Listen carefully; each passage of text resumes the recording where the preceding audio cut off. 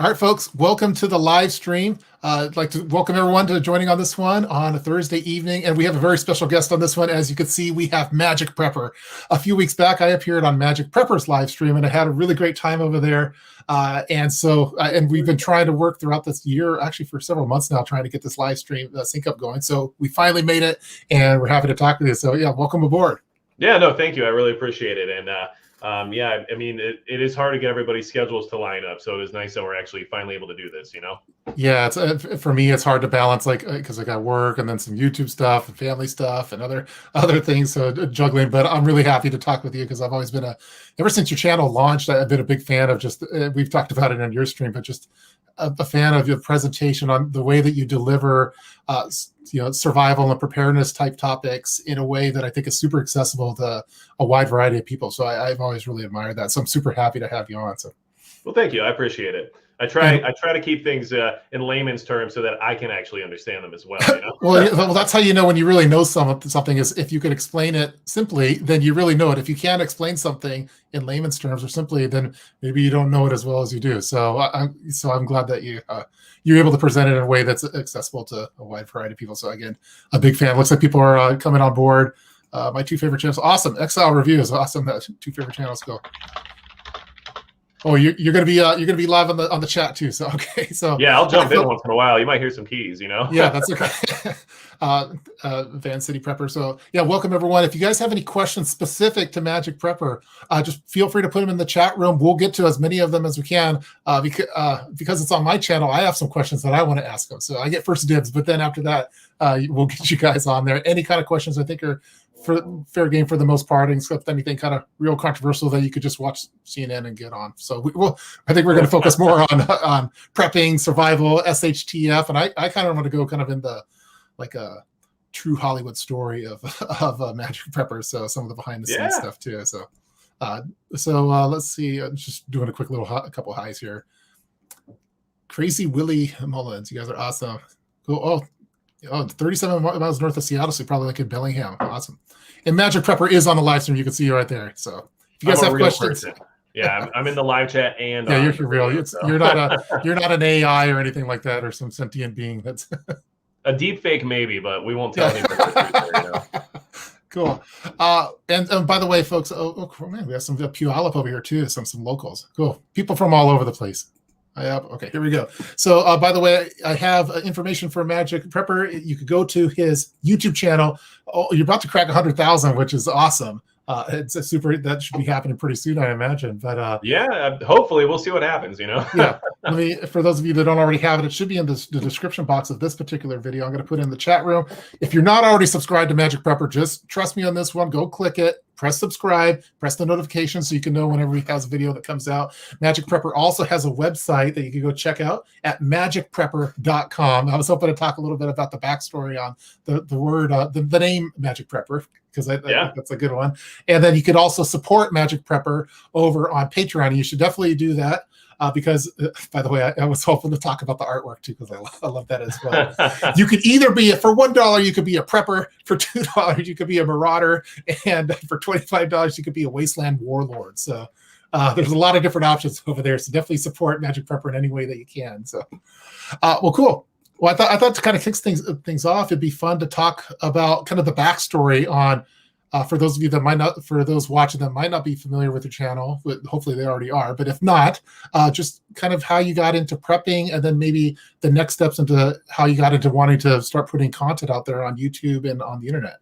Yeah, no, I mean, definitely started prepping in the sense of, having an affiliation with Preparedness at a younger age. And that's because I actually grew up in Florida, and there's a seasonal preparedness time of year where everybody has to get ready for hurricanes, right? So it's just kind of ingrained in me, since I was a child, to get prepared once a year, get your batteries, your water, your flashlights, all that stuff, right? Put everything in the freezer, don't close or don't open the refrigerator, all that stuff. And I think that's where a lot of the foundation started. And then throughout my youth, I was actually involved with Cub Scouts and Boy Scouts. And obviously Boy Scouts motto is, be prepared. So I think that being in those organizations really kind of helped kind of get everything to stick. I mean, learning wilderness survival and knots and basic bushcraft skills, and then, going out and, learning some of those, just those outdoors skills that they teach you in those organizations was really valuable to me. And at the time, it was very important to me to do as good as I could in those categories. So that is where a lot of it started. And then, doing hiking trips and, taking trips all over the country, in all honesty, was really eye-opening and kind of, gave me an affiliation for the outdoors. And then I think when it came to actual prepping, like really putting things away and kind of getting involved in the genre, started in about 2010, 2011. And that's when I was still relatively young then. I might be on a slightly younger side of the spectrum. I don't know, but maybe that's I'm only 21 years old. That's a bit. Yeah, no, I was going to say, I was surprised, but yeah. I think back then I had some life events occur. I got involved in things like, shooting sports and stuff like that. And then I also kind of felt like with everything going on in the world that there would be a good reason to at least have some basic concepts of preparedness put aside. At that time, I was actually in a rock band. So that was interesting. And then, we did some touring and stuff like that, but there was always an element of preparedness involved with the supplies and the gear and everything else we had with us in our van. And, we were kind of ready to go, even though we were, out to play music and perform and everything else. All of us had, gear. All of us were like ready to rock. And we were spending a lot of time in national parks and stuff like that at the same time. So, because, we wanted to, but we were also broke. So it was a lot cheaper to go camp overnight than trying to get a hotel, right? Yeah. So from there, once I got more established, I guess you would say as an adult, even though I've been an adult for a while, I would say that the idea of preparedness really came full circle over the last 4 or 5 years. And as a parent, which I am, it became a lot more important to me to be able to continue a certain quality of life for my kids and for my wife and our family if things were to ever go south. And, being involved in the genre and being involved with preparedness in general, it's hard not to just constantly analyze what's happening in the world and constantly digest content related to preparedness. And so once you do that for a long enough period of time, all the indications start to come together and you think, man, like this is actually really an issue. And at that time is when I really started, moving up to the next tier, I guess you would say, of my preparedness level. Yeah, so I think we started right around the same time because I wasn't even really thinking about preparedness until around 2010, 2011. And I just happened to start the YouTube channel in 2011 just because I needed people to talk to because no one wanted to talk about prepping or EDC. It wasn't cool like it is now. Now everyone has a lot of prepping gear with them. So, oh, wow. Mark, geez, thank you. Thank you for the super chat, Mark. Yeah, super appreciated. So, well, cool. And I was curious you said that you're playing in a band. What band do you? Well, I mean, sorry, not what band, but what instrument do you play? Bass guitar. Cool. Right. I think I was made for it because I'm 6'3" and I'm kind of awkward, so it kind of just works out, because that's how your bass player is supposed to be. I'm pretty sure is like the totally awkward guy in the back. So yeah, we're I think we're some of the taller people in the preparedness community because I'm 6'4", you're 6'3", so we're towering over some of the other preppers out there. So. Yeah, and I think it's good because if ever like teams get decided in the sense of like a dodgeball game, I feel like we'll be picked pretty early, Yeah, I think we'll crush it. That's awesome. Yeah, you said 4 or 5 years ago is kind of where you went full prepper at that point. It took some time to really go, and it was driven by your kids. It sounded like, which it was for me as well. I felt like I was now responsible for another human being that was totally dependent on me for everything, including safety and including bad things were to happen. And so for me, it was very child driven, and my son's now 11. So that kind of times with my whole preparedness journey. So it seems like we have kind of a similar path towards it. Yeah. Yeah. And, I think, throughout the, I guess you would say late 2000s and throughout the last 10 years, we've seen a lot of different examples of what could go wrong on a large scale. And in 2015, my wife and I actually bought our first home, and I was actually in California at the time. And we had moved out into a rural environment. We got a really small piece of land, but it was still much bigger than what you would have in like the suburbs or in the city. Yeah. And got ourselves kind of out of the mix, trying to, separate ourselves from any of those problems or existential threats that were going on at the time. So, and that coincided with my first daughter being born. So, Wow. yeah. So like, that's when I think I went from bug out bags and camping gear and, almost like a lone wolf concept to actual like long-term preparedness, Yeah, totally. I think a lot of people they get in. For me, it doesn't matter how you get into prepping as long as you get into it. So whatever it takes. For me, it was bug out bag driven because I thought I needed to have a bug out bag, and I kind of based my whole channel off that in the beginning. But really, when you have kids and family, it's all about, for me at least, it's all bug in related. Like I want to bug in as much as, if at all possible, because I'd be in a world of hurt especially with a family, if you only have a certain amount of supplies in your bug out bag and food and stuff. And I don't want to go in an urban environment. It's tougher to hunt for things, for example, or set up snare traps by a Starbucks. So yeah, I don't know what you'll catch there, but I have a feeling it'll walk on two legs, Yeah, totally. I like to see. He looks like a bassist. Yeah, I agree. Have you ever featured any of the music on your channel? Actually, my intro music is from my band. Yeah. Oh, okay, I was wondering that. Okay. Yeah, so that's I had to throw a little bit of that in there. I'm like, hey, don't try to copyright me because that's my stuff, Yeah, totally. Well, that's cool. It'd be fun to check out some more of the music. So yeah, Christina's saying totally bugging. Yeah, I agree. There was a couple questions I saw coming in. I started prepping for zombies in my 20s. Yeah, I used to be anti prepping for zombies, but now I'm pro prepping zombies because if you're prepared for zombies, you're probably prepared for other things. Right. Yeah, and I will say that some of what pushed me towards preparedness was entertainment. I mean, I'm not going to lie about that, and I don't think there's anything wrong with that. No. I think Hollywood has portrayed different versions of what could happen in the sense of like a end of the world scenario, and through a lot of that different entertainment, at least for me, it gives me things to think about or consider, or even get ideas about how I would or would not react to different adverse scenarios. So, especially in my early 20s. Just being able to, watch like something like when The Walking Dead came out, it was a good example of like watching a show and being like, if something like this happened, like what would I even do? And then at least started kind of moving things towards, well, probably this. And then I would actually take action upon making sure I could accomplish that goal, Yeah, so I think for me, when I watch this kind of end of the world things, or I Am Legend, or 28 Days Later, or some kind of zombie show, like it gives me ideas. Oh, what would I do in that kind of situation? And then usually it goes back into one of my kits or systems, and I try to make improvements on it. So I think entertainment is a good way of doing that too. So there's a lot of folks. Sue, welcome. First time live chatting. Thank you for your support, Sue. Welcome to the live chat. We're happy to have you over here. Welcome, Sue. People are commenting on your height. Yeah, you are. Magic Prepper is tall. We're both tall, and we're going to start a prepping basketball league pretty soon. So we're recruiting other tall preppers. So we'll see how that goes. It's going to be terrible, but worth it. Yeah. Cool. There's so many different chats already coming in. I wanted to talk really quick on some of the artwork over here. Let me see if I can get it going. There we go. The artwork. Can we kind of talk about? Is this something that you had done, or I was always curious about this because I love this. So my wife is a digital artist, so that's where a lot of the artwork comes from. Wait, I'm not showing it. Let's see. How do I get that?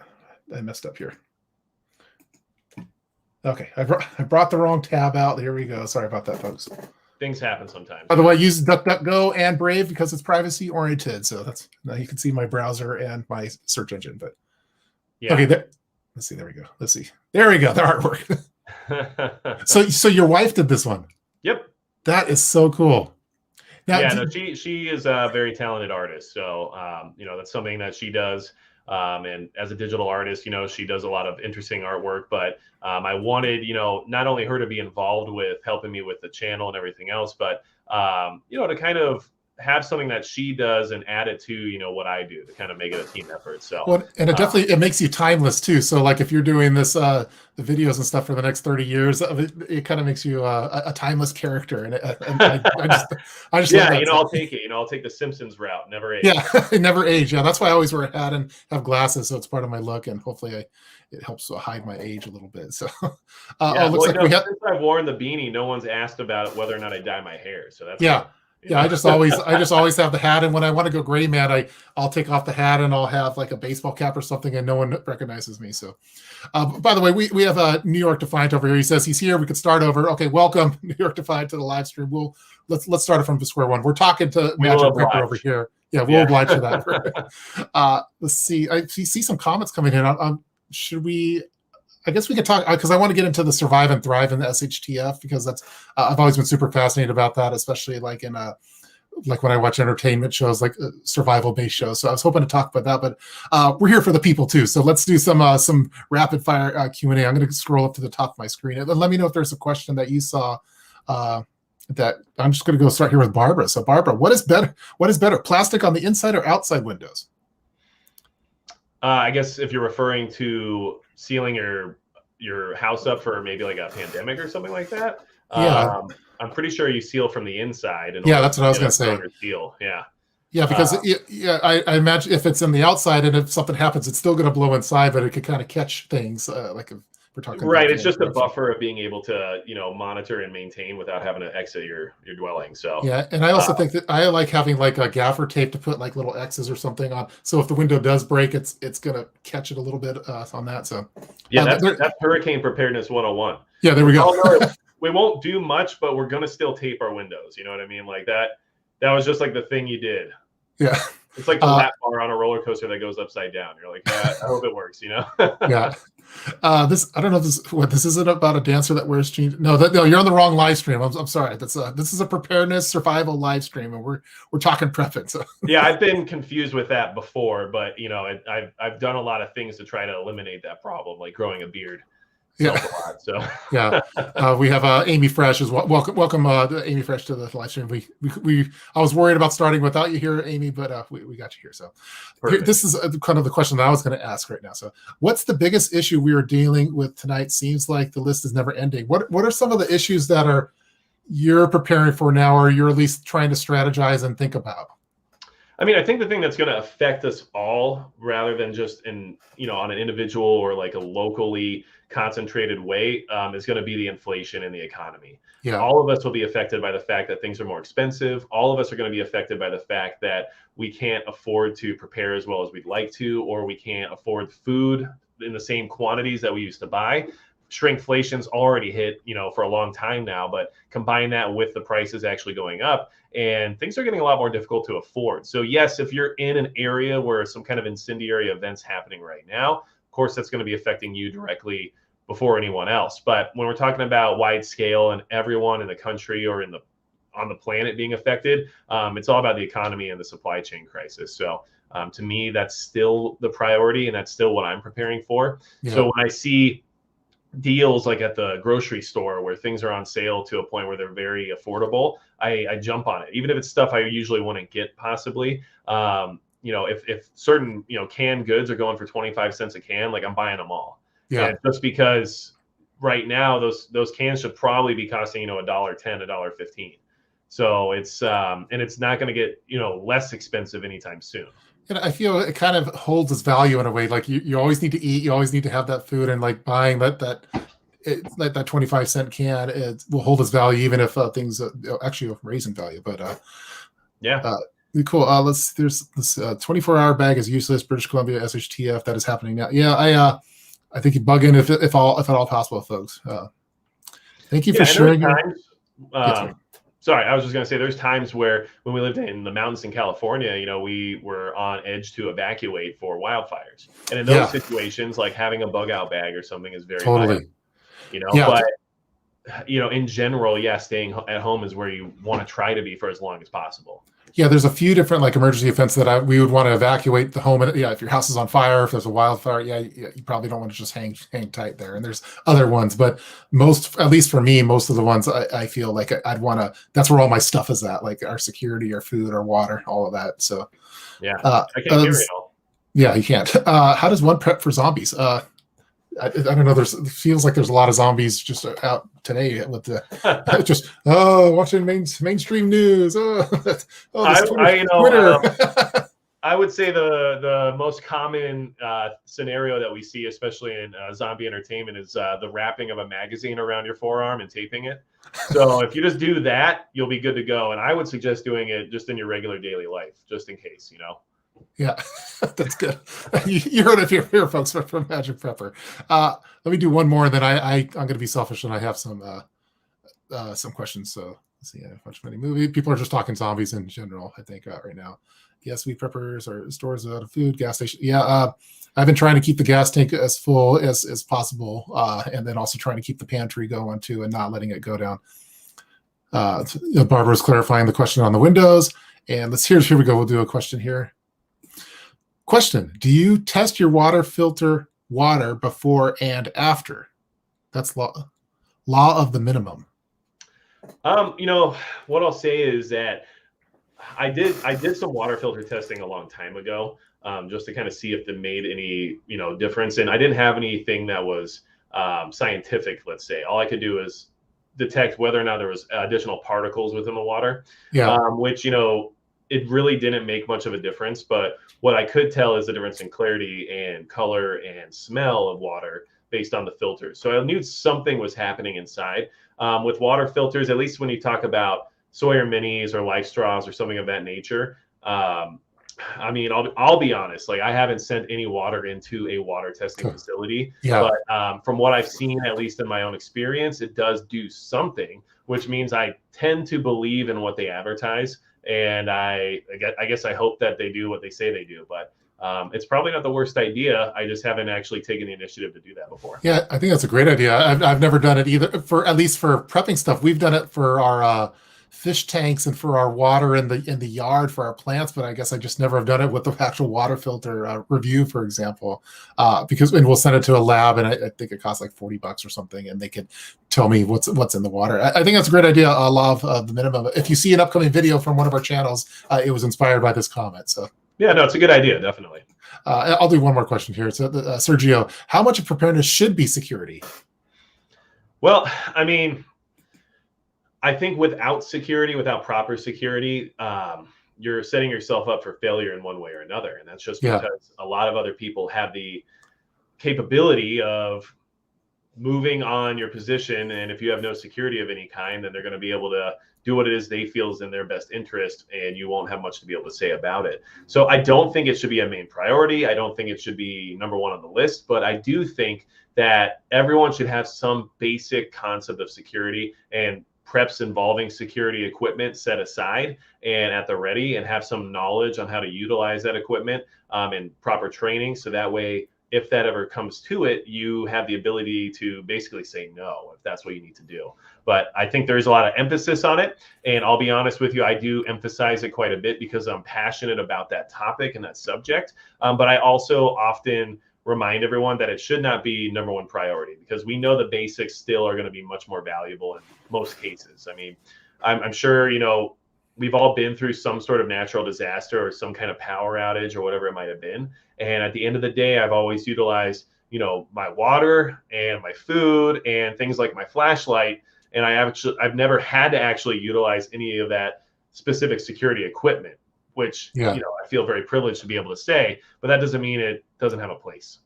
Yeah, for me, security is not just my super soakers. It could be home security as far as putting 3-inch screws within your doors, your door jambs and stuff, so it's harder to kick in, or having a security alarm system, a camera system, and all those kind of things. Recently, I at all of our doors, one of the preps that I did, I didn't make a video on it or anything, but I have pepper spray now at each exterior door. So if I'm unprepared, I at least have it's on a little Velcro. Basically, I put a little Velcro patch up at the corner of the door so I could quickly grab it as a backup security measure. But well, and let's be honest, it's a good get away from me device. You know, it doesn't have to move to that next level if it doesn't need to, but you still have access to it, and it does its job, you know? Yeah. Here's the question. It looks like George already asked the question. This is the question I was hoping to lead to. And we talked about it before, but why the name Magic Prepper? And I know the backstory, but I think it's an awesome story. Well, yeah, and there's a couple things around it, of course. One of the things is that I am a avid Magic the Gathering player, right? So everybody, say what you will about that whole concept, but at the end of the day, it's been something that's been part of my life for a very long time. And when I first started the YouTube channel, I wasn't really sure what direction I was going in.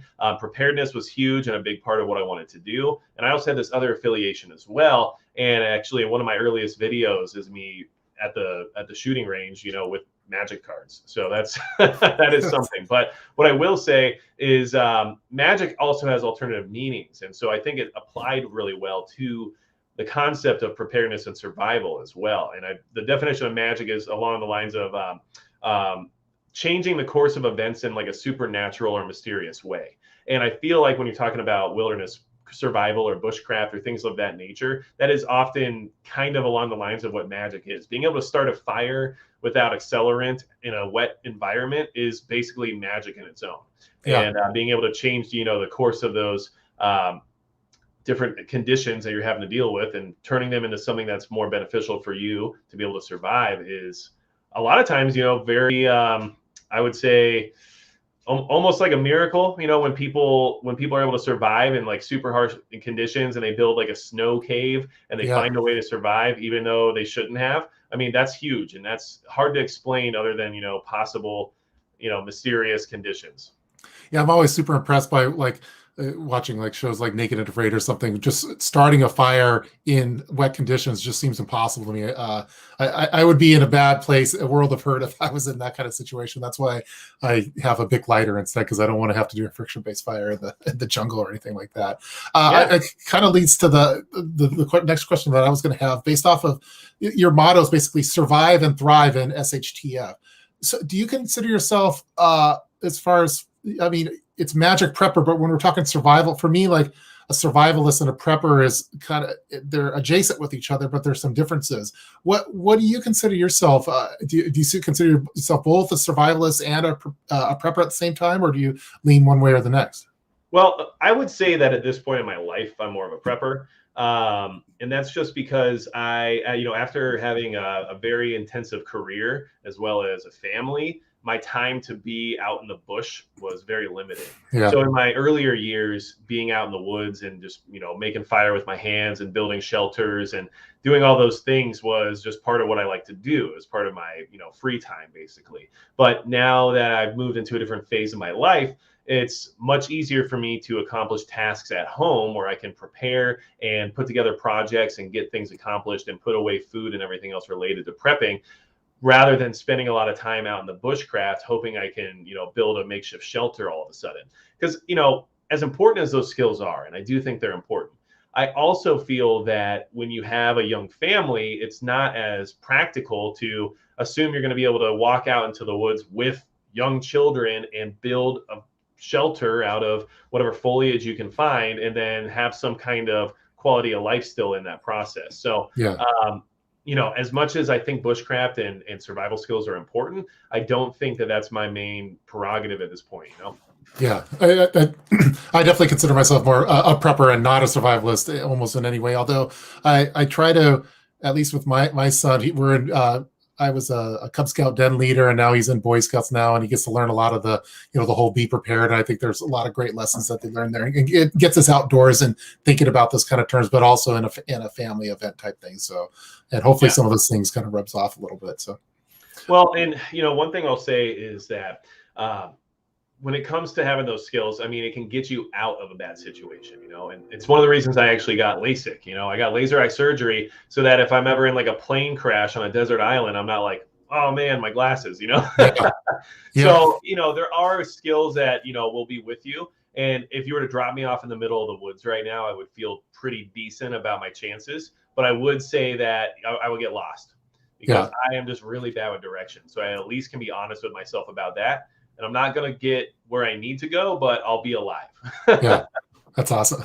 A couple little questions coming in the chat room. I'm trying to stay on top of it to keep in track of everything.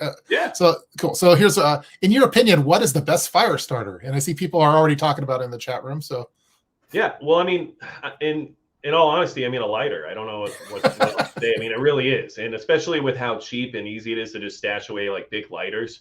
Yeah. They're your best friend. And I carry a mini Bic on me as part of my EDC. It is something that I think everybody should have. And this is going to sound kind of silly, but you're going to like this. All right. One of my motivations for that, right? Because I didn't used to, and then people started bringing it up in a comment on a video about my EDC one time, like, well, where's your lighter? And I'm like, you know what? I don't smoke, and I just wasn't really thinking about it.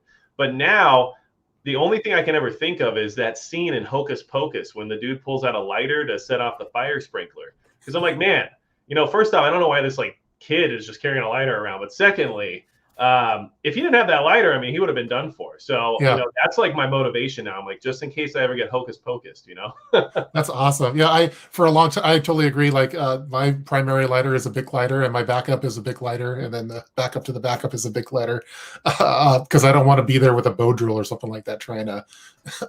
And I always felt that there's been a heavy kind of focus towards like some of the more of the primitive fire starting things, but like in an urban environment, at least, like if someone's asking for a smoke, I'm not going to bring out my sparker.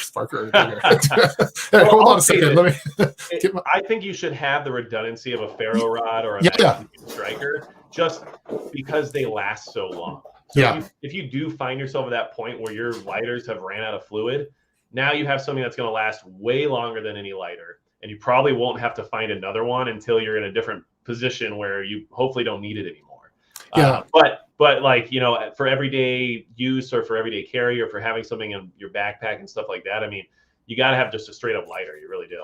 Yeah, I have a big honker ferro rod, and then I use the cotton balls and petroleum jelly is what I use for mine. So we have a real pressing question over here. This is from American Glutton. And what's your favorite sandwich? These are the tough hitting questions that we get over on this live stream. So you know what? I mean, this is important because it makes a big difference. Okay. Generally, like I'm kind of like a Philly cheesesteak guy. I'm not gonna lie. Like I will get down on a good Philly cheesesteak. And if I have to go with like something cold, then I'm going like an Italian. That's where I'm at. I mean, that's it. Give me some salami and mozzarella, and we'll call it a day. I don't know.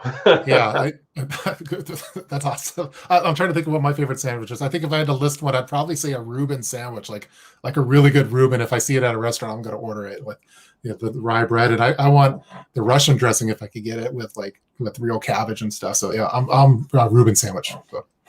Hey. And that works. That works. Yeah. It doesn't age you at all, though. Okay, thank you. What was I going to say on the light? Oh, back on the lighter thing really quick. I was also too, I don't smoke or anything. So I was like, well, why do I need to carry a lighter? But I kind of feel like once people know you as a prepper, they kind of, you are the person that they come to solve certain problems sometimes. And I was at a birthday party, and it was my kid's birthday party, and they needed to light the cake. And they're like, hey, Cliff, you're a prepper. Where's do you have a lighter? And I didn't have a lighter on me. I had like some matches in my Altoids kit. And it was like the match broke, and I was like, so it's kind of a fail. So from that point on, I just always carried a Bic lighter with me. So yeah, I get it. From Amy Fresh, what's something that people may already have that they don't realize is prep? That's a great question, Amy. I mean, if you want to get down to it, like bleach is huge. Cleaning concentrates and chemicals is a big thing when it comes to preparedness. Being able to treat things, like from water to like wounds to being able to clean, that can be huge. And then other things people already have. I mean, let's think. People have propane for their barbecue grills and stuff like that, and even just a barbecue grill in general. Being able to cook after the power's down, the grid goes down, or whatever it is, that grill's probably still going to light up. So there's those basic household items that everybody generally has, and they just don't think of as being preps. I mean, the batteries in your junk drawer. Man, I have a bunch of others that I was just going to throw out there, like your vegetable oil and stuff that you keep for cooking. Yeah. There's so many different things that you have in your home that are ready to go when it comes to preparedness. But if you don't identify that and you don't organize it, or at least have it in your mind that you would utilize that in those situations, it's probably going to sit there while you're struggling trying to figure out what you're going to do about, maybe treating this questionable water while you have a gallon of bleach sitting in your laundry room, Yeah. So yeah, I agree. There's all sorts of different home things that could be like the solar lights that you might have in your yard that are used for decoration. You can always use those for candles in a power outage. The water in your hot water tank, you could use that if you don't have any water stored. Let's see what else I saw in the chat room. People are talking about clothes is definitely a good prep, and clothes are a prep. So yeah, there's all sorts of cool things. That was great. Great question, Amy.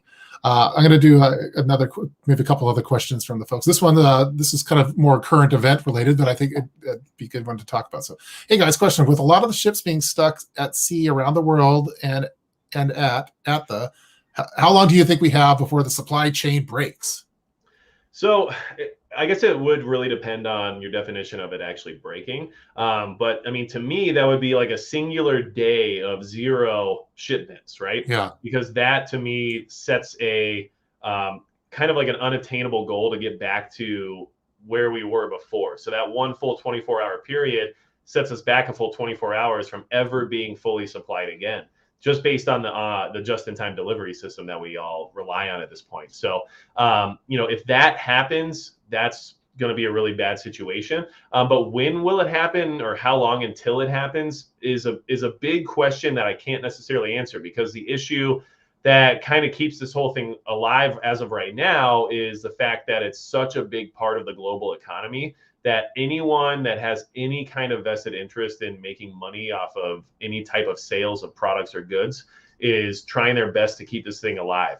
So they'll do whatever they have to do to keep this thing rolling for as long as possible until something causes a situation where it literally can't. And that is going to be more of a like a catastrophic scenario, I would assume, more so than them just falling behind to the point where we can't do it anymore. So that's just my thought on it. And I think things like an embargo or a conflict of some kind could cause that situation. But I feel like we would see those things happen before the supply chain itself would actually break. And that's just my opinion based on the fact that there's so much money involved. The people who are involved with that money aren't going to just let it go away. Yeah. Do you have a video on this topic on your channel? Yeah, I've got a bunch of different supply chain videos. I don't know if I have any in particular on that, but yeah, I was gonna put a link on it really quick if we had it, but yeah, I mean, there are some. I couldn't even tell you the exact title at this point. Yeah, what I would say I know the feeling. I touch base on a lot of different categories of things that we should be concerned about now, based on the fact that there's a good chance you might not be able to get them at some point because of the supply chain crisis. So that's what you'll find on my channel is, if you're worried about stocking up on over-the-counter medicine, like I have a video about that recently as, being an important thing for you to be doing now, because it's not going to be just available forever if this thing keeps going the direction that it's going, Yeah, that's one of the things that for me it's a concern. It's because I have to take various medications for my heart from some chemotherapy treatment that I had when I was 20, and I absolutely need it. And so the medication's it's a hard one to prep for because you can't just get 10 years of backup medication and stuff. So for me, that's always been the super stressful one. And fortunately, my doctor, I found out, subscribes to my channel. So we're working on a good system. So there's somebody. That's the key. That's what I need to figure out as well. Yeah, find a subscriber that's a doctor. Although we are not giving medical advice on this live stream. We are just not at all. We're just chatting. So okay, this is from Tasha over here. Do both of your wives have the same urgency to prepare? So I would say that my wife is definitely on board and she is supportive of the preparedness, but she kind of lets me handle that part of our lives because she, and then she takes care of, our youngest quite a bit because our youngest is still very young. So, my wife is still very busy with her. And then we have 2 other kids as well. So basically, she does her part around the household and helping take care of the family. And, I do my part when it comes to making sure that we're prepared so that our family doesn't have to deal with any of the negative aspects of what could happen if there was an SHTF event. So, I would say counter to what a lot of people probably deal with in their personal lives, at least my wife is very supportive and on board with the whole concept. She's not negative about it and she's not against any of what we try to accomplish. We got property and bought a home out here in the middle of nowhere in North Dakota. And I'm sure a lot of people's spouses, husband or wife, whoever it might not be on board with that concept. So her just allowing us to make that move is a big testament to, her being supportive of the situation. Yeah. And my wife is into some aspects of the preparedness thing. I like kind of like you, I kind of take the lead, but she's super into lately. She's been canning like just a maniac. She's canning all like we have some various fruit trees outside, or the neighbors bring over fruit, and she's jarring up, making jams and stuff like that. So she's into certain aspects of it. So and she's also supports with the channel, which I imagine it takes a lot to run a channel and have people kind of controlling things behind the scenes. So they're kind of the unsung heroes oftentimes. Her just watching the kids while I go film a video is a big deal. Yeah, it's a huge deal. They will scream, and in some of my older videos, when I was in a different location, I would record in the basement, and sometimes you'd hear my kids running and their footsteps above me, and you'd hear them screaming at each other, and I'm just like, yeah. I still, because right outside of this wall it's basically the hallway. So if someone wants to be super loud, they can, and it'll be on the stream, and there's nothing I can really do about it. So. It is what it is. Yeah. Cool. A lot of great comments still coming in. I'm going to get a couple more of those. So going back to the Magic stuff. So I remember the Magic cards when I was in high school, and I remember there was the guys with like the black trench coats and maybe a beanie similar to you had, kind of like the Jay and Silent Bob types. Were you kind of in that crowd back in school for the Magic cards? I would say not so much. But I was definitely not your typical high school kid either, so I can definitely say that. But what I will say is something about that game that a lot of people might not realize is that there's a crazy amount of financial value in it, and that some of the things I own regarding that exact game are worth way more money than you would be comfortable with knowing, and that is honestly ridiculous. Okay.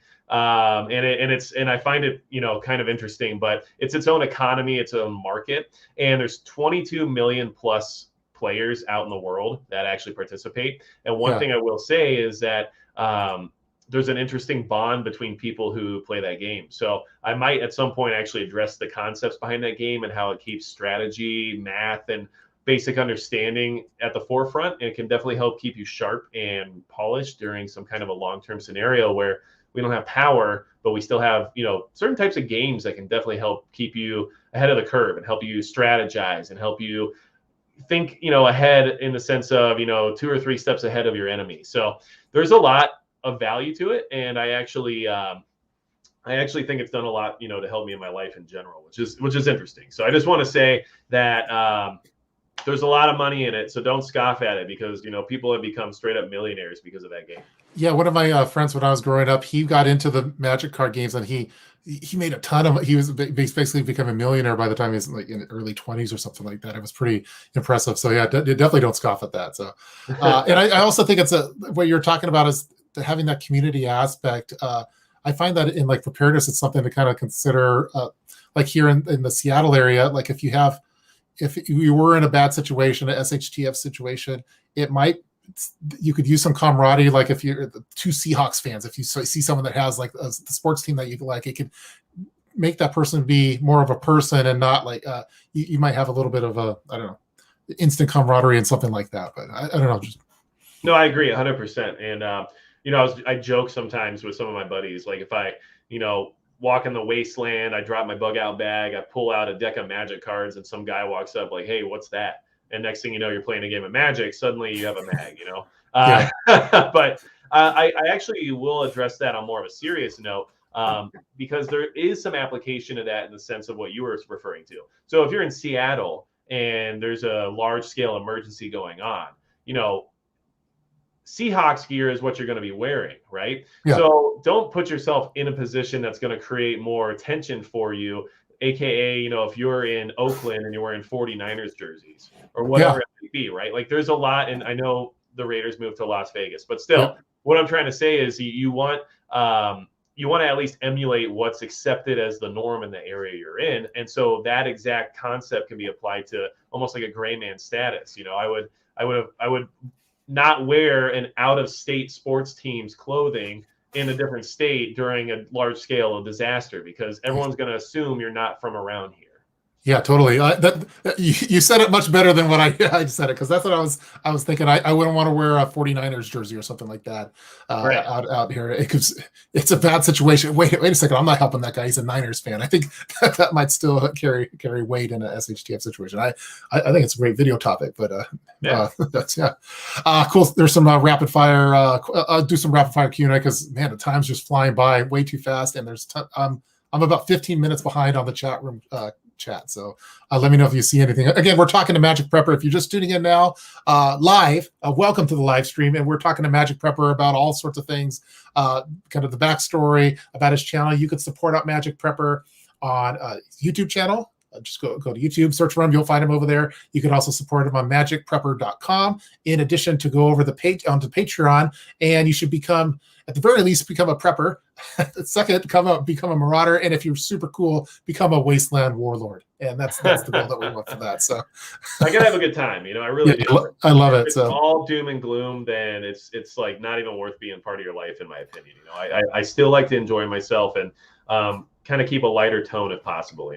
Yeah, well, I mean, preparedness is such a kind of a downer of a topic that we're just talking about all these like emergency horrible things that could possibly happen. And if you're so doom or gloomer, it becomes super depressing, I find. So I anything that could brighten the mood on some of these dark topics I'm all for that. That's why I'm always smiling in my videos, because of that. I don't know. Some people make fun of me about that, but I don't care. Quick questions. Let's see. Does Urban Prepper have an email? Yeah, send it to the urbanprepper@protonmail.com, and it'll be super encrypted. So no one could. Any viewers are concerned about having a security tool in their home, a 5-pound fire extinguisher works great. Spray and bonk. Yeah, great tip there for Anchorage Prepper. I totally agree on that. So again, but we're not condoning violence on this channel, but I think it's a good tip. Well, and honestly, you'd be surprised how many people don't have a fire extinguisher at all. Yeah, it is something definitely worth having. Yeah, it's and I definitely like going with the ones that are I find the ones with metal handles are usually refillable versus like a one and done type fire extinguisher. But cool. Let's see. How much would you say your vehicle capabilities matter? That's from Ben. Well, here's my thought. If you have a reliable, dependable vehicle, that's all that really matters. Because at the end of the day, if you can get to point A to point B on a regular day, you're doing good. Because a lot of people can't even rely on that, right? And if there's an emergency and you just have to get back home or something, that's really what you should be concerned about, is your ability to make it through just your basic daily, even local emergency. But when you're talking like large scale SHTF or like a long-term event of some kind, your vehicle's capability is only going to go so far. I mean, a lot of people really want to have like super off-road capability and all that kind of stuff. But if you don't have a reason for why you need it, if you're not driving into the middle of the wilderness to get to your bug out location, or hopefully you have a lot of supplies already, then what is that vehicle really going to do for you other than draw attention? And at the same time, in a large scale event, if a lot of other vehicles, let's say, are disabled for some reason, like an EMP or whatever, but maybe you still have a vehicle, you're literally painting a target on yourself as being the only person in town who's driving around. So there's a lot of different things you have to consider when it comes to that. So my personal approach to the whole situation is just to have quality, reliable vehicles that on my daily life for a daily emergency can get me through what they need to, have less likelihood of breaking down when it's negative 30 degrees here, and people literally pass away on the side of the road in this state quite often for that reason, and then can get me back home hopefully in a decent amount of time if something big ever happens. But that's like my main concern, not so much for after the fact, because I think there's a lot of negatives to that. Yeah, one of the things I've been diving into is I felt that kind of going to back to the supply chain question that we had earlier is just, hey, if I couldn't go get my vehicle repaired or have an oil change or something, I feel like I need to have some stash on hand for that. So that's one of the things I'm actively working on now. I'll probably do a video on it. As far as all the videos I do, it's usually some prepping project that I'm working on, then I document it and share it, and then go to the next project. But yeah, I think I totally agree. I totally aligned with that. So yeah. I feel like we should probably do like a rapid fire round, like where we just do a quick try to catch us up in the chat room because time is flying. So I'm going to go rapid fire. This is from Michael. Have any of you guys done a video on top 10 or 20 list of what not to do during SHTF if you decide to bug in? Well, we already said don't wear an opposing team's jersey during the city. So I have a video that's about, some of the most important things for bugging in. And then I have like a top 10 list of like the worst prepper mistakes. So those here it is, the top 10 worst ideals for preppers right here. So let me copy that link and let me get it into the chat room. All right. I like that the preview for that shows a bunch of cases, and I'm like, man, that gives people the worst idea about what I think. Cool. I just put it in. I put it in the chat room for Michael. Okay. We're in rapid fire mode, folks. I'm trying to catch us up in the chat room because they go by really quick. These aren't questions. Let's see. Sorry. Let's get back over here. There we go. Okay, folks. I'm looking for questions. Anything that has a question mark at the end of it because I'm trying to catch us up. Whereabout are you located? He said North Dakota. The last time I was in North Dakota was probably 20 years ago, I think. But Yep. Yeah. And I moved here based on circumstance in the sense of a job relocation and financial necessity. I didn't necessarily pick North Dakota specifically for preparedness, but I will say it does have some positives, especially in the sense of population. Yeah, totally. Let's see. We already kind of talked about this one, Dylan, as far as how many months until the crash. We don't know when the crash is, but I know that winter is coming, and I'm getting ready for the winter. But I'm not saying that that's what anything's going to happen. But I'm always concerned during winter times. Okay, I'm looking at my thing. I'm at the 6:42. So any chats that came from 6:42. So I'm 10 minutes behind. Oh, we have a super chat over here. Great. I'm a prepper for a while, but ended up. Geez. That's from Two Tone Jake. Mexican.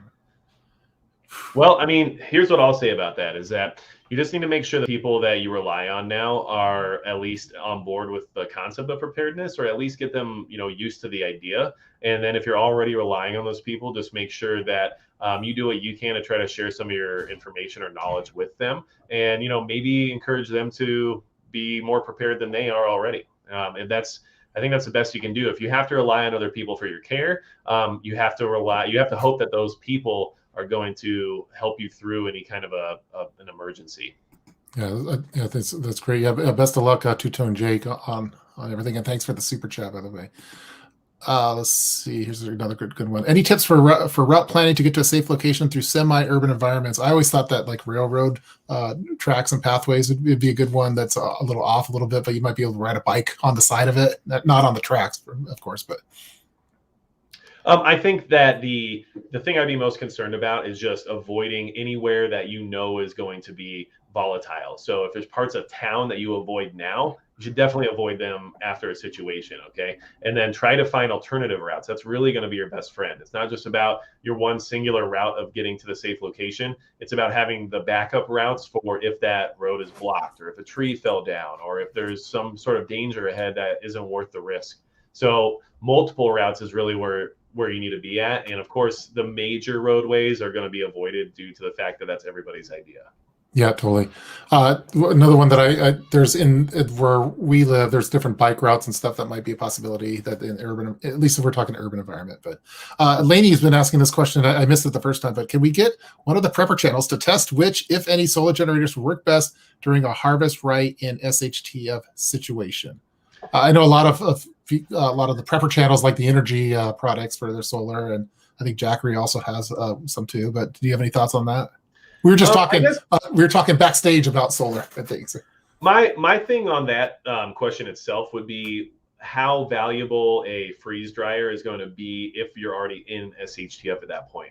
The value of them right now is being able to store a lot of food away for a long-term situation. But at that time, I would assume during like an actual SHTF event, you'd have the food you already stored using your freeze dryer, and then any food you're now acquiring is probably what you should be consuming. So if you're acquiring enough food to continually freeze dry during SHTF, is it SHTF then? I don't know, Yeah, that's one of the weird things. Like during the past, almost 2 years now, and all the stuff going on, where it's been an emergency situation. It's hard. It's been hard for me to kind of determine when it's become an emergency situation versus what's normal. It all almost kind of blurs together. So sometimes it feels like if an emergency situation was actually happening, like unless it's something really extreme, like 9/11 or something like that. But for these boiling the frog type situations, sometimes it's hard to kind of determine if you're actually in that emergency. But I totally agree with like the rotation part of things, so for sure. Someone said, does he cast prepping spells? Yes, I believe you do, right? Is that? I do. I inadvertently use a lot of hand symbolism in my videos, so I guess that's where it all comes from. And luckily, thanks to that, which is literally just how I talk. But apparently I am Illuminati and I'm a reptilian, and I also have ties to like masonry and stuff like that. So there's a lot of great stories that have been created about me due to my hand signals, and I'm actually okay with it because it's interesting to me too. That's awesome. Yeah, so if you want to cast a spell on someone, I think that's probably a perk for the Wasteland Warlords. So if you go over to Patreon, and if you want Magic Prepper to cast the spell, make sure that you do that. So I think the Masons are super fascinating. I as a hobby, I clean gravestones, and I've been working on this Masonic cemetery for this past year, and restoring a lot of, because there's a lot of historic figures in it, and I think the kind of the history and the handshakes and all that kind of stuff is super fascinating. Even at least at this particular graves site, like where the graves are located is based off of where they're located at the Masonic Lodge, I guess, like where they sat, which I thought was pretty fascinating. So there's all this kind of cool things. So very symbolic and organized. Yep. Yeah. Cool. So, Connie, you just liked the stream. Great. Thank you for liking the stream. Make sure that you click the thumbs up and share this with your friends. And if you're watching the rerun, and if it's the year 2025, we're currently wrapping up 2021, and we hope that things are well in 2025. So thanks for watching the rerun. I'm trying to get us caught up so we're current, and then I want to talk about like kind of what's next for Magic Prepper and the channel, and kind of the things that are upcoming. So yeah. I think I'm doing pretty good on catching us up so far. There's a lot of great just chats going on. People talking about fire extinguishers. Let's see. Some people are talking about some current event stuff. If you have some of the specific current event stuff in the news, it's on every channel. It's on every Facebook and Twitter things. You probably get some answers there. So, but if you want nerdy prepping stuff, or if you want to cast spells on people, you come to the right stream. So here we go. Let's see. Jersey. These aren't questions. Okay. Oh wow, we got City Prepping. It just came up. What's up, ladies? What's up, City Prepping? I try to wear my best makeup for him tonight. Yeah, yeah. I went through makeup and wardrobe too, and I knew City Prepping's there. So. Yeah, you know how YouTubers are. So yeah, that's cool. Let's see. Here we go. East Coast tsunami event, La Palma. How to prepare? I have some ideas, but I'm curious. Well, all right. So first off, if you're on a coastline, you should already have an evacuation route figured out for any type of disaster scenario. We know that hurricanes and cyclones and stuff exist, and nor'easters and everything else happen. So you should just be able to have a way out. But the biggest thing for me is when it comes to those catastrophic events that are 1 in a billion chance, but could technically happen. You're really preparing for the aftermath of it, not so much the actual event itself. So obviously there'd be evacuations and stuff like that. It'd be hard to get out in time. And sometimes that's just based on circumstance. We can't all just know exactly when to leave. But if you survive the initial impact, then you are really preparing to deal with what happens after. And I think that's really what you should be focused on more so than the event itself. Yeah, totally. I mean, there's some horrible tsunamis, but it's kind of, at least I've never had to go through. I think you kind of have to stack rank things as far as probability and stuff. So I think you're more likely to have a power outage and fire and stuff than a tsunami. But I know that in Seattle, there's a company, I forget the name of the company, or if they're even still around, where they basically made these like huge kind of round balls that you would go in, and it has like air and everything. So it's like a tsunami, like it's like a little thing that you go in, and the tsunami basically picks you up, and you can survive it that way, and it rolls you around. I thought it was pretty cool. I wish I would have done a video on it. I haven't really thought about it too much. Where we're located, it would take like an end of the world type tsunami to really get where we're at, because we're a little bit up on a hill. So it would be pretty humongous, and I'd probably have bigger other things to worry about too. Here's another question from Michael. And again, we're coming up to the hour point already. This has been flying by super quick, and I think we've got to a lot of questions. And question: what are your thoughts on the huge rise in demand of Atlas bunkers? Do you feel like something bigger is coming than just shortages and economy crash? They're definitely popular with a lot of the famous folks. Not city prepping famous, but we're talking Kardashian famous today.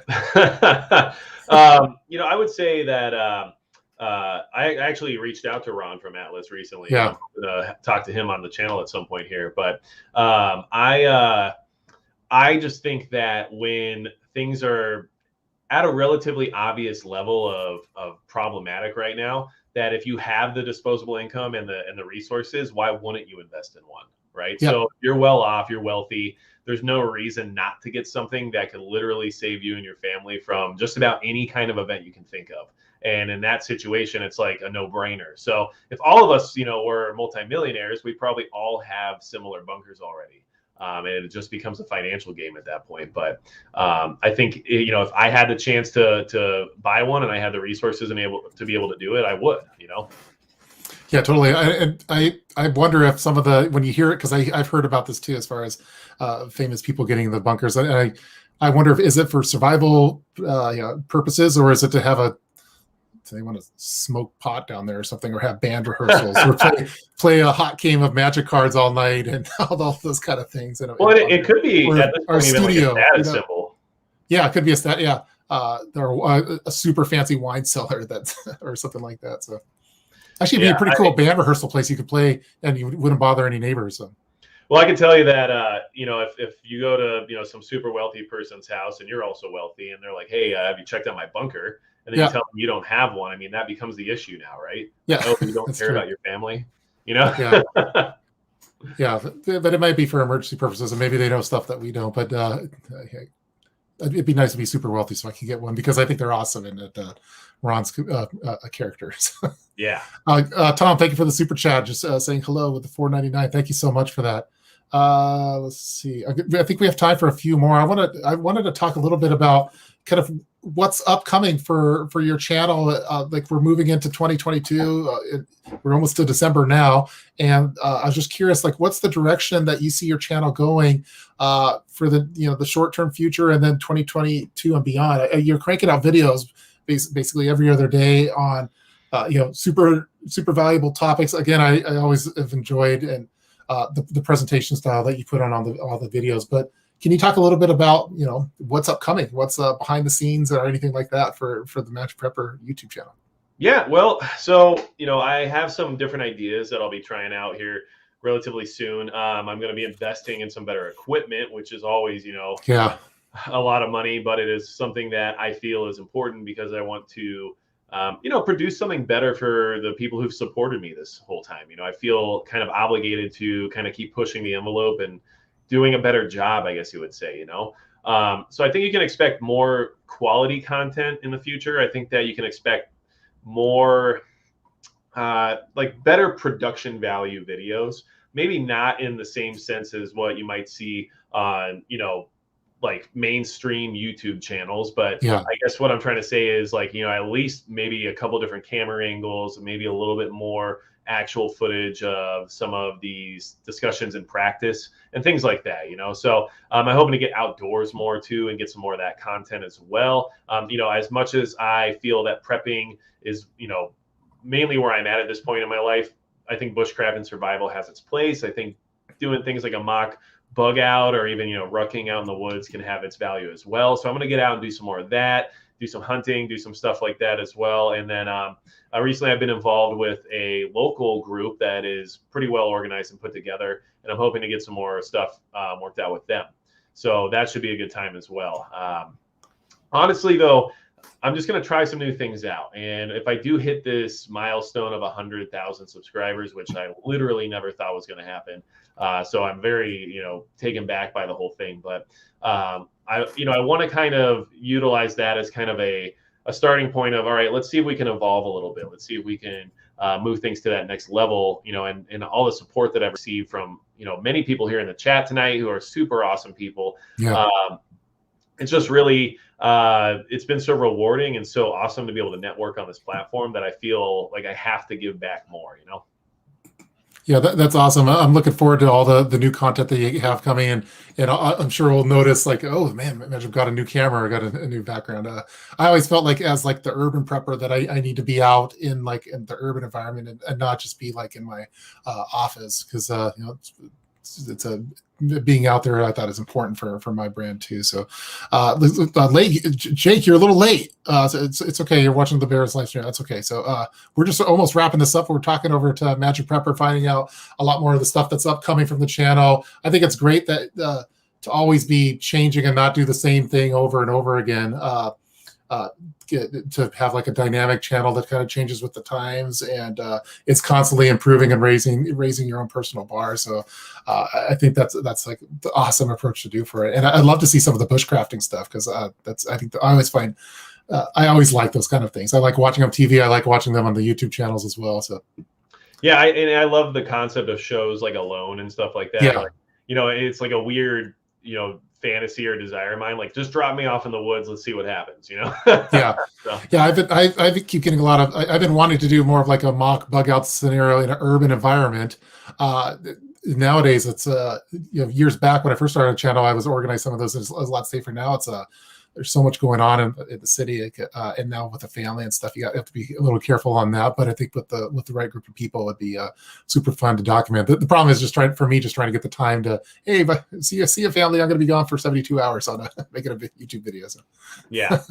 Yeah, you have to definitely compromise. So yeah, so cool. Yeah, Naked and Free Guy. That's one of my. I love watching that. Not for the naked part of it, but for the survival situation stuff. Yeah, and that's how I am anytime I close my eyes in the shower, because it's just like, I still think about Psycho, and I'm like, I just can't help it. Yeah. If you were on Naked and Afraid, I don't know if you watched that show. What would be your 2 items that you would bring with you? Let's say that you brought a fire starter and you brought a big knife. If you could pick 2 other items, what would you bring with you on Naked and Afraid? If I could have 2 others than the most obvious ones, huh? Yeah. Well, let me think about that. I would probably bring some kind of cordage, because I just feel like it's so functional and so useful for being able to like create shelter, or just be able to, create traps or whatever else you want to do with it. There's so many applications to some kind of, cordage that you could get yourself into a lot better position just utilizing that, and man, trying to think what else would be really. We have the tough questions here on the Urban Prepper live stream show. Probably a container of some kind. So like a stainless steel pot or water bottle that's, single walled, because I just would want to have the ability to like boil water, cook, just have water in a container and not have to worry about constantly trying to gather it. So I think those would probably be the next 2 I would choose. Yeah, totally. I agree with that. I mean, if I had a big knife and I had a fire starter, I would definitely want the container for boiling water. And it kind of depends on which region, because on those shows when the bugs come out, that would break me really quick. So I don't know if some kind of net. Sometimes you see that they leverage that as a mosquito net, and they could use it for fish as well too. But I am extremely lucky, and I don't get bit by bugs, and I don't know why. Yeah, I just don't. So it's actually a nice thing to have, It's you cast a spell on all the bugs, and they don't bite. They all come to me and bite me, because I could go outside right now and the bugs will come after me. So I think it's my reptilian blood, actually. Okay. That's funny. Well, folks, we're past the hour mark. I don't want to keep you too late, and I gotta have to go get dinner with the family. But we've been talking with Magic Prepper on this live stream. If you happen to watch it live, thank you for tuning in live. Make sure you hit the thumbs up button, because it helps with those pesky algorithms that don't like preppers or family friendly prepping shows and stuff. So sometimes they really don't like us. Yeah. So make sure that you like it. Go visit Magic Prepper. Let's get them over to 100,000. I want to see this. This is soon. So it'll be a nice celebration. Hopefully there's a nice celebration video for that. Support Magic Prepper on his YouTube channel. Also go over to the .com, where you can find out more about Magic Prepper. You could even contact him. There's terms of service, and you could also support him over on Patreon. And again, if you want Magic Prepper to cast a spell on someone, go with the Wasteland Warlords. That's the one that you're going to want to get. And anyone that's you could talk with him about that, kind of see if that's an available perk. At the very least, try to go with the Preppers or the Marauders for that one, and if not, go to the Wasteland Warlords, which is an awesome name, and I love it. So everyone's saying saying hi and stuff. So yeah, thanks everyone for watching this live stream, and get Magic to 100K. Yes. That's thank you all very much. I really appreciate it. Yeah, cool. And thank you for taking the time. And first off, thank you for having me come on your live stream. And thank you for coming. You returned the favor, and now you're over here. But I feel like we are just getting started. I feel like we need to do it again. So I am down. Trust me. Are you down?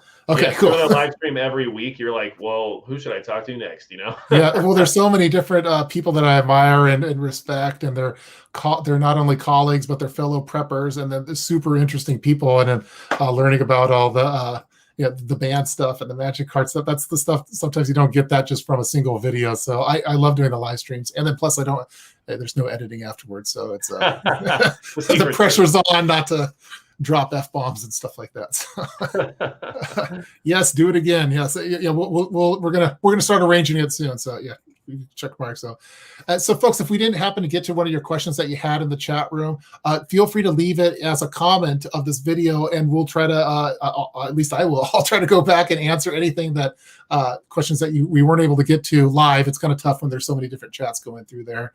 But stay tuned for more videos. We're gonna have Magic Prepper back on because it went by too fast, and that's usually when it was a fun time. So I had a good time. Yeah. So thanks again, man, and stay tuned for more emergency preparedness videos, and stay safe out there, folks. See you next time. Thank you all.